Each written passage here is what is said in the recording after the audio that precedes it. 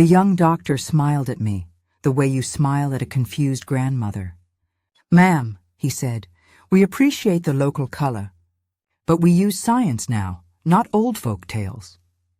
It was a funny thing to hear, considering the science he was failing to find was based on the folk tale I had mapped in my journal 50 years ago. The heat in this valley hadn't changed. It was still a heavy, wet blanket, smelling of damp earth, sweet rot, and a faint, metallic tang from the tin roof of the mess tent. 50 years. I'd been 25 when I first stood on this ground, listening to the elders. Now I was 75, a VIP guest, and I sat on a folding stool, sipping lukewarm water. From the shade of the tent, I watched them work. Or rather, I watched them fail. For 2 weeks, Dr. Julian Cole's team had been digging in a wide, muddy pit. It was a terrible place for a dig, a natural basin. Every afternoon, Shower turned it into a brown soup. The shkish-shkish of their shovels was a tired, frustrated sound. They were digging where their technology told them to dig, based on what Julian called a significant LiDAR anomaly. So far, their anomaly had yielded 3 broken bits of common pottery, and, this morning, the axle of a 1980s pickup truck, I pulled the worn, leather-bound notebook from my bag. The cover was soft as old skin. I ran my thumb over the embossed initials, long since faded. I turned to a clean page and began to sketch the ridge line to the north, the one everyone was ignoring. Julian Cole stood at the edge of the pit, staring at a tablet. He was a young man in his late 20s, all sharp angles and restless energy. He wore expensive, spotless hiking gear, and he hated the mud on his boots. He believed in data, in scanners, in the clean digital world he carried in his hand. He didn't believe in the jungle. "Deeper," he shouted. His voice was too sharp for the heavy air. "The data is never wrong. We are just missing the strata. You two clear that section again."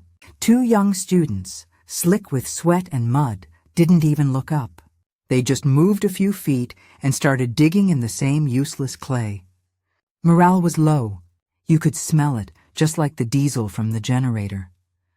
I watched him pace, tapping the screen of his tablet, his face tight with an anger that was really just fear. He was afraid of failing. He was afraid of what the university would say. And he was afraid of the stories. I knew it was time.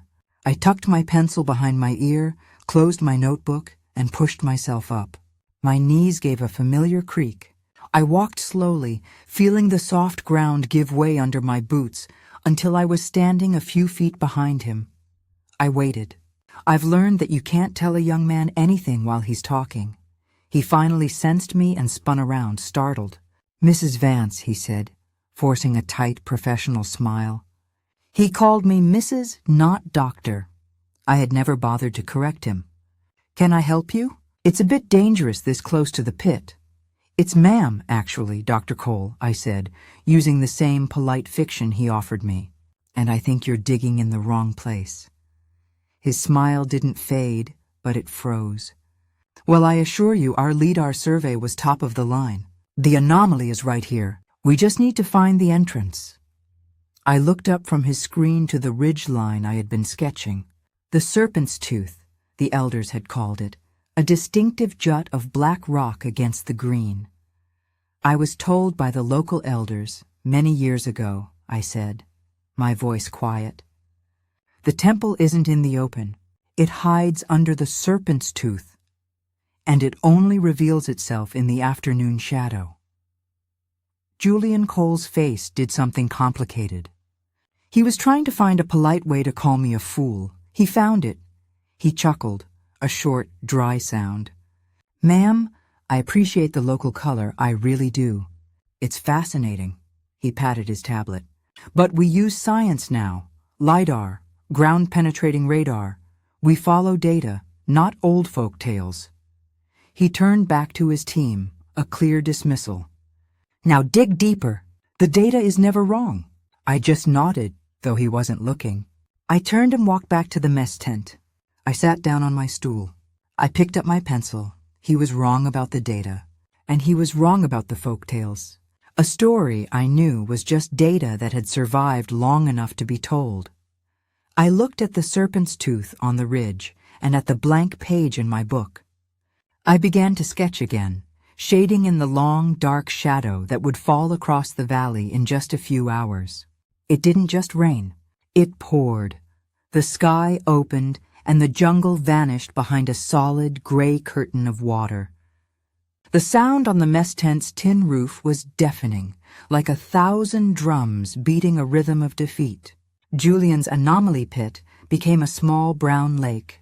The expensive water pumps chugged and sputtered, but they were losing the fight. A week passed. The rain eased, but the damage was done.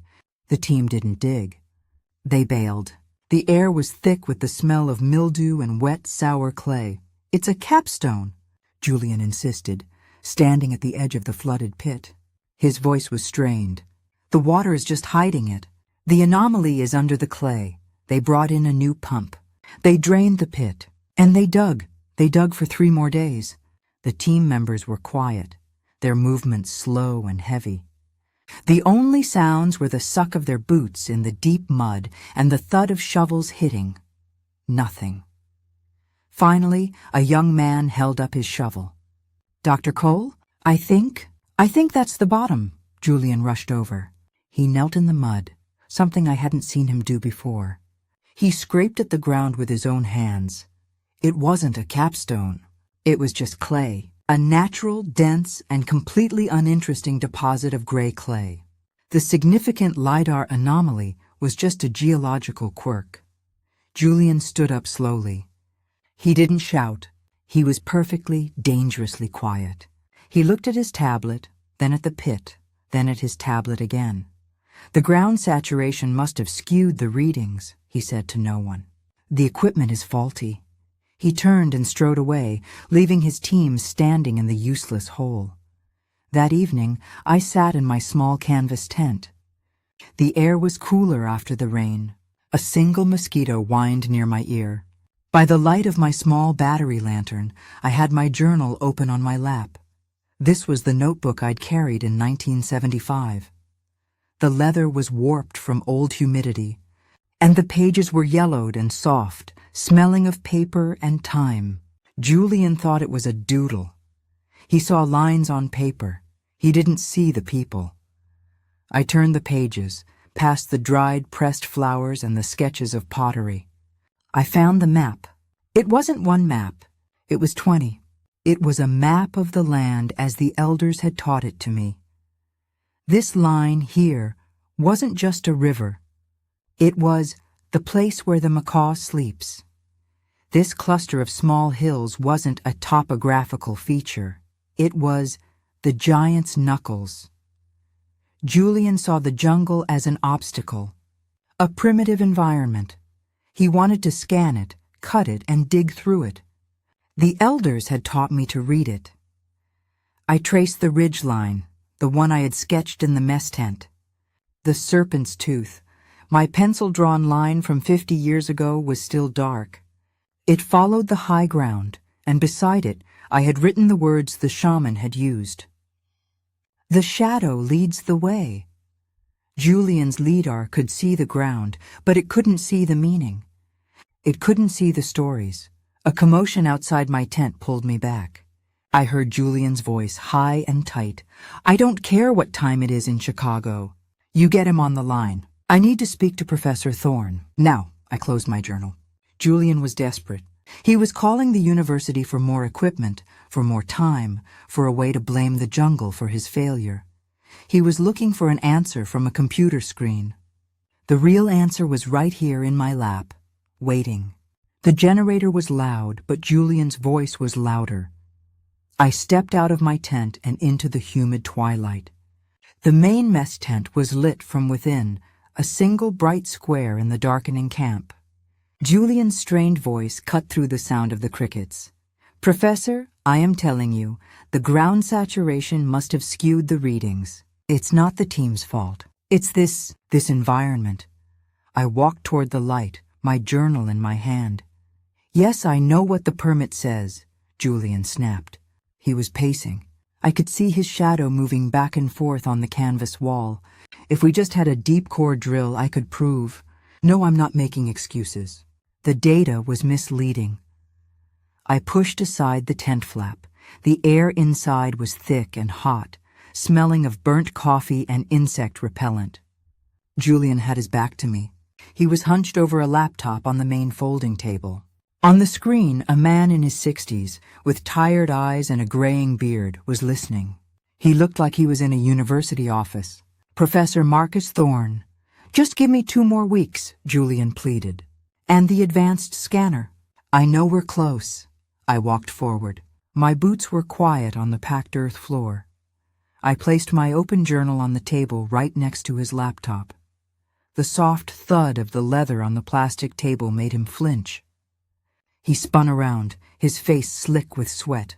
Ma'am! I'm in a private meeting. His eyes darted from me to the screen, furious. This is highly inappropriate. You're digging in the wrong place, I said. My voice was calm. It felt very loud in the small, hot tent. I looked past Julian, at the man on the screen. Professor Thorne, I said. His eyes widened slightly when I used his name. We've already discussed this, Julian stammered, trying to block my view. Your folk tales are not... It's not a folk tale, Dr. Cole, I said, turning my full attention to him. It's a map. I tapped the open page. The pencil lines from 1975 were faded but clear. You're looking for a LIDAR anomaly, I said. You should be looking for a landmark. The serpent's tooth isn't a metaphor. It's that ridge. I pointed through the open tent flap. The black rock at the peak was just visible, a dark shape against the last of the evening light. I ran my finger along a line on my map. And the shadow isn't a shadow. It's a vein of black basalt that runs down the rock face. It's an old lava flow. It's unmistakable if you know what you're looking for. I tapped a small X I had drawn on the page 50 years ago. It points directly to the concealed entrance. You're 2 kilometers off. Julian just stared at me. The color drained from his face, and then it rushed back, a deep, angry red. He was embarrassed. He'd been challenged in front of his boss. He laughed. It was not a pleasant sound. A hand-drawn map? He said, his voice dripping with disbelief. You want me to abandon $1 million survey? My career, because of a doodle? He turned back to the laptop, forcing a smile. Professor, my sincere apologies for the interruption.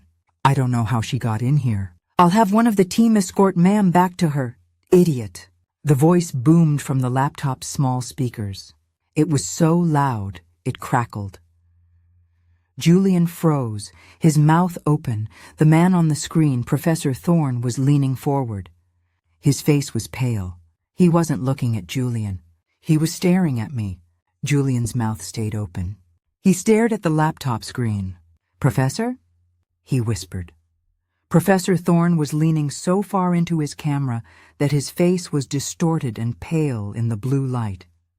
His eyes, however, were not on Julian. They were on me. Julian, Thorne said, his voice quiet but sharp. Do you know who that is? Julian looked at me. His brain was working very hard, trying to find a threat and failing. She's Mrs. Vance. Ilara Vance. She's a guest from the university. A patron. Thorne shut his eyes for a second. When he opened them, his patience was gone. That ma'am, you arrogant fool, he said, his voice rising again. That is Dr. Ilara Vance. Julian's expression didn't change. The name meant nothing to him. Thorne saw it. Her paper, Julian. The Serpent's Tooth Survey, 1976. The foundational text. The only reason we knew this valley even existed. I watched the realization spread across Julian's face. It was slow, like a creeping cold. He looked at my open journal on the table. He looked at the hand-drawn lines. Your LIDAR data, Thorne continued, his voice relentless. Your entire project grid. It's all based on her original coordinates. She made the first map of this area. You're not discovering this valley, Dr. Cole. You're just retracing her steps. Badly! Julian's gaze fell to the floor. The hand-drawn map. The doodle. That journal, Thorne said, his voice softening with respect. Is that the original, Dr. Vance? I nodded. It is. Thorne let out a breath. Julian, that doodle, as you call it, is the most important document in this entire field. And you've had its author in your camp for 3 weeks, letting her... What? Get you coffee? The tent was silent. Completely silent. The generators chug, the whine of the mosquitoes. All of it seemed to fade. All I could hear was the blood rushing in my own ears. Julian, to his credit, didn't make an excuse. He couldn't. He just stood there, his hands hanging uselessly at his sides. He looked small. Professor Thorne's face reappeared on the screen. The anger was gone. It had been replaced by something I hadn't seen in a long time. Pure, unadulterated excitement. The thrill of discovery. Julian, Thorne said, and his voice was now all business. You will give Dr. Vance your radio. You will give her your team. You will give her your equipment, your maps, and anything else she asks for. You will do exactly as she says, he looked at me. Dr. Vance, can you find it? I know where it is, I said. Julian was still frozen. The radio, Dr. Cole. Thorne barked. Julian fumbled, unhooking the walkie-talkie from his belt. His hands were shaking. He didn't look at me. He just held it out. I took it from his hand. The plastic was warm. It felt very light. Dawn broke clear and sharp. The air was washed clean by the night's cool. For the first time in weeks, the camp woke with energy.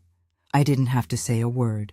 The team was already assembled, packing machetes, brushes, and trowels. They weren't just following orders. They were curious. They were hopeful. Julian was there. He stood off to the side, holding a tablet. He looked like a man who hadn't slept. He didn't speak. He just watched me. We'll need climbing gear, I said, my voice carrying in the quiet morning. And the long-handled cutters. We're not digging. We're climbing. I led the way. I didn't take them to the muddy, flooded pit. I took them north on the old trail that wound up toward the ridge. The jungle was loud. Monkeys called from the high canopy. The air smelled of wet leaves and the sharp, sweet scent of a blooming orchid I couldn't see. It was exactly as I remembered.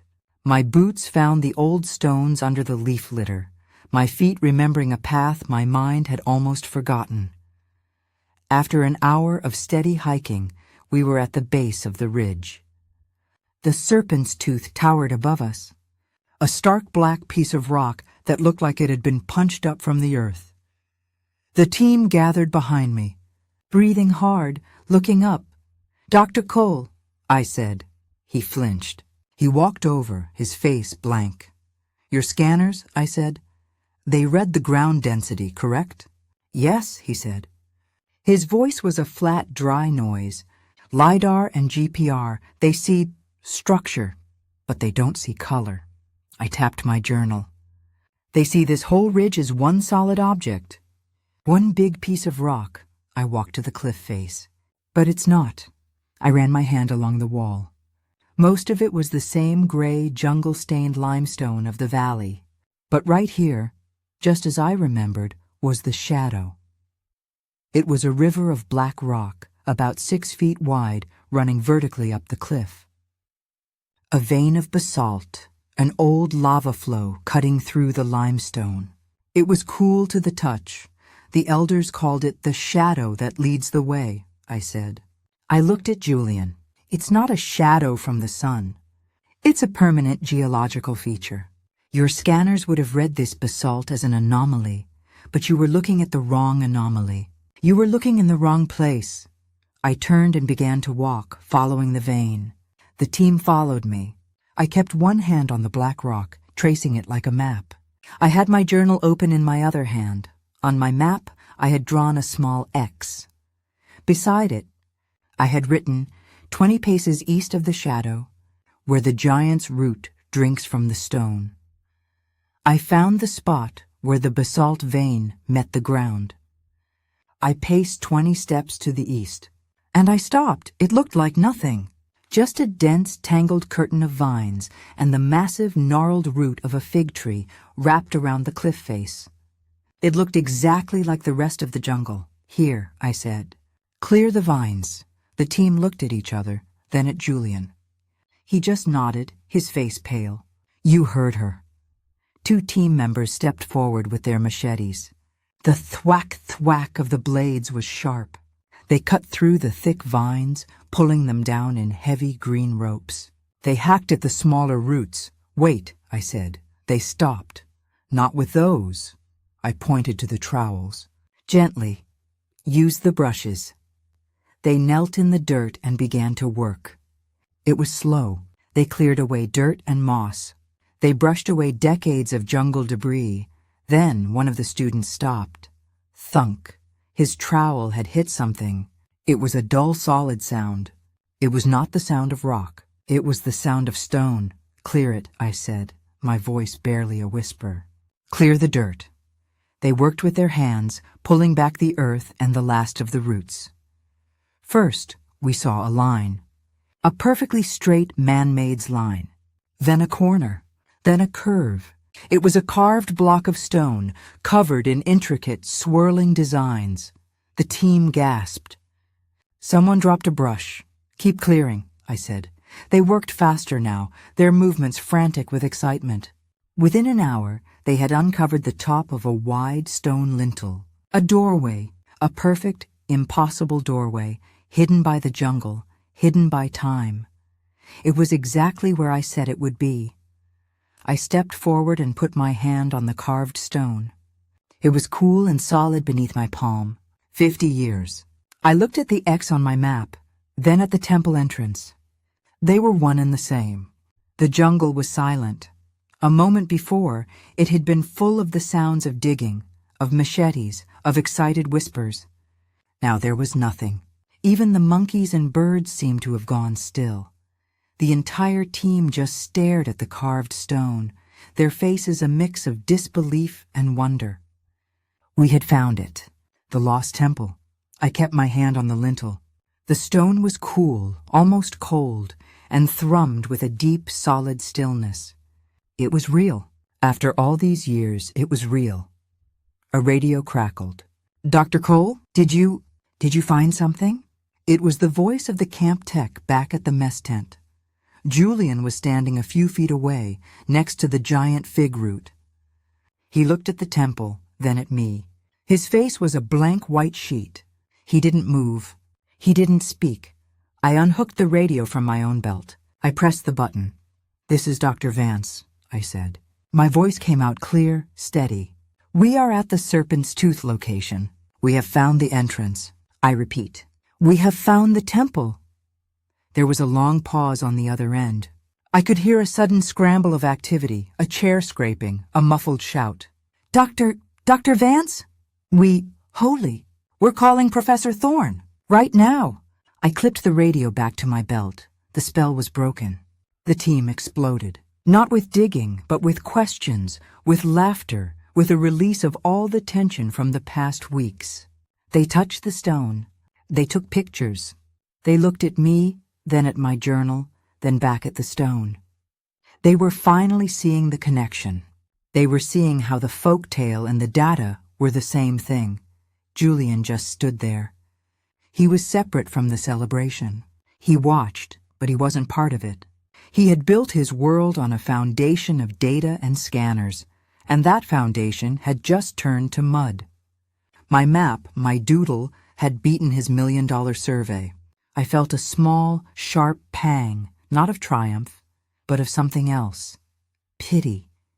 He was just a young man who had been taught to read the wrong kind of map. We didn't try to open the temple. It was sealed, not just by vines, but by time. And it wasn't my decision to make. We were an archaeological team, not tomb raiders. We waited. 2 hours later, we heard it. A sound that didn't belong. A thwop, thwop, thwop that grew from a distant hum into a valley-shaking roar. A helicopter. It came over the southern ridge, a black, mechanical dragonfly against the bright blue sky. It circled the muddy, failed pit once, like a predator inspecting a kill. Then it flew north, toward us. The team pointed and scrambled for the small clearing we had made.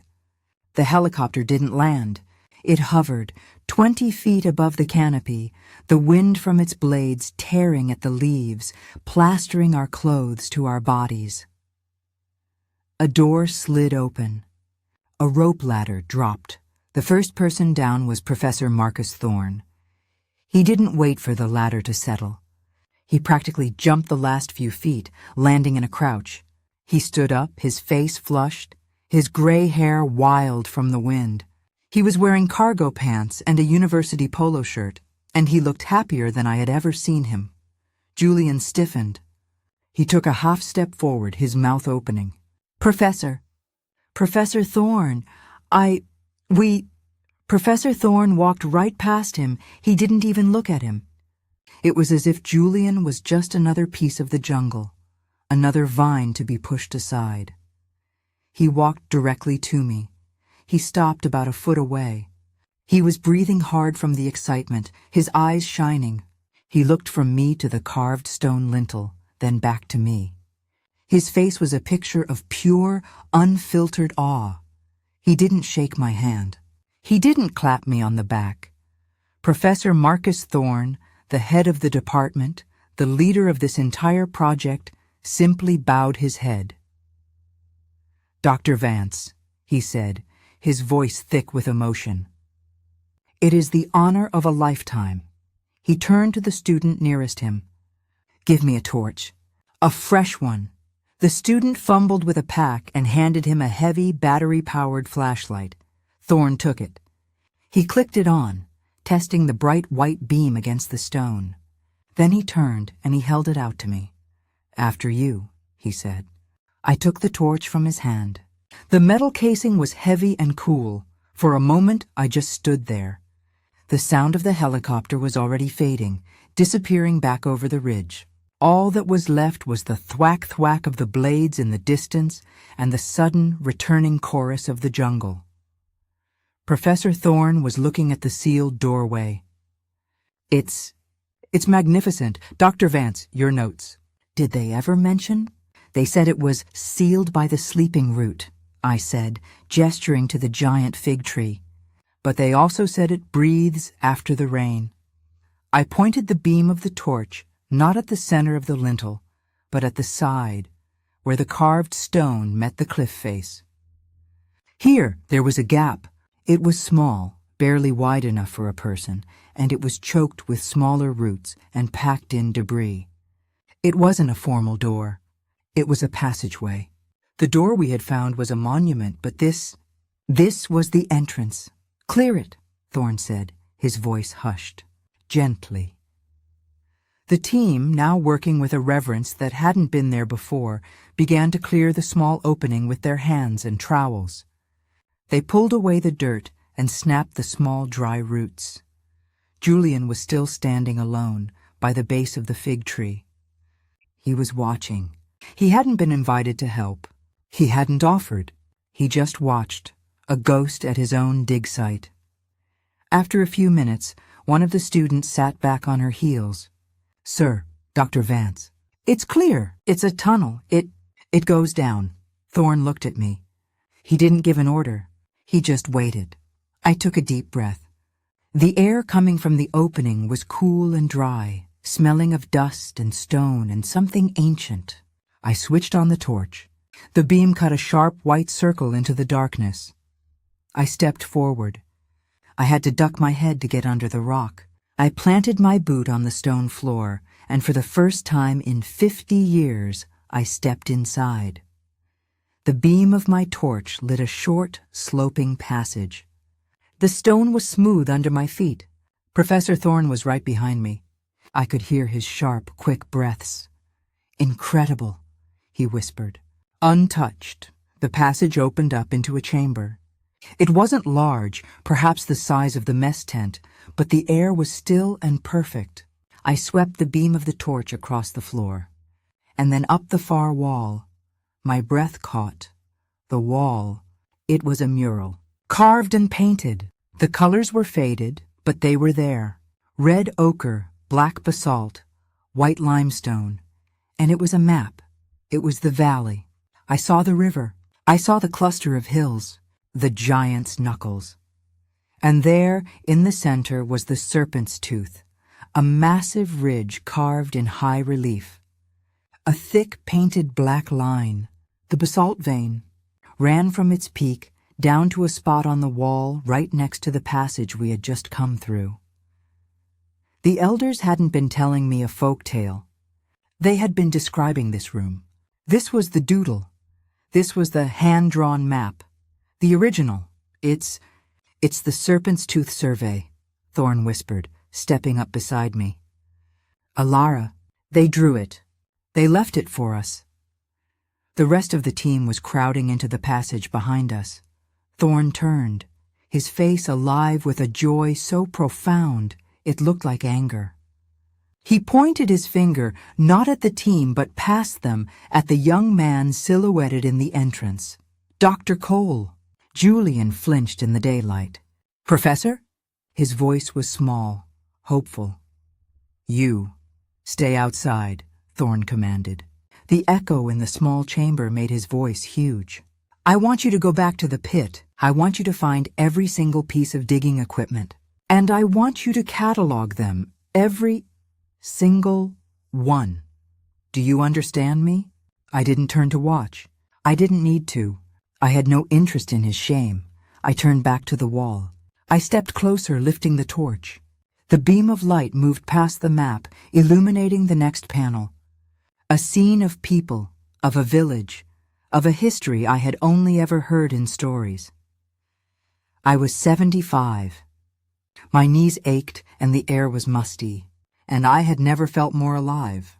I raised my hand and placed my fingers against the cool, carved stone. I was home.